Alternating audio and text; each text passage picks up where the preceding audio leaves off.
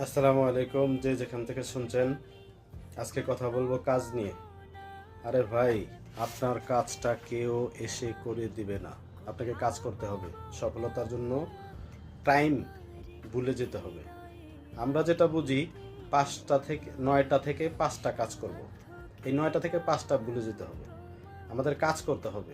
দেখেন না, আমাদের মা বোনরা যতক্ষণ জেগে থাকে কাজ করে। আমাদের বাড়িতে মা খালাদেরকে আমরা দেখছি, বাপ দাদাদেরকে দেখছি খেতে কাজ করে, আবার গরু পালে, আবার ছাগল পালে, আবার মুরগি পালে, একটার পর একটা কাজ করছে। আমরা যদি একটা কাজ করি, ওই কাজই অন্য একটা কিছু করতে চাই না। পাশাপাশি একটা কিছু, যতক্ষণ জেগে থাকবে মানুষ ততক্ষণ কাজ করবে। এবং কি কাজ করার জন্যই আল্লাহ আমাদেরকে হায়াত দিছে। একজন আরেকজনকে সেবা দিবে, যার যার সামর্থ্য অনুযায়ী সে বিজনেস করবে। আমার কম টাকা আছে, আমি বাদাম বিক্রি করব। আমার কম টাকা আছে, আমি শস্য বিক্রি করব। আমার বেশি টাকা আছে, আমি বড় বিজনেস করব। আমার কাজটা কেউ এসে করে দিবে না। আপনি আপনার ফ্যামিলির জন্য একটা কিছু করেন, আপনার ফ্যামিলিকে এস্টাবলিশ করেন, আপনার ফ্যামিলির ভালোর জন্য একটা কিছু করেন।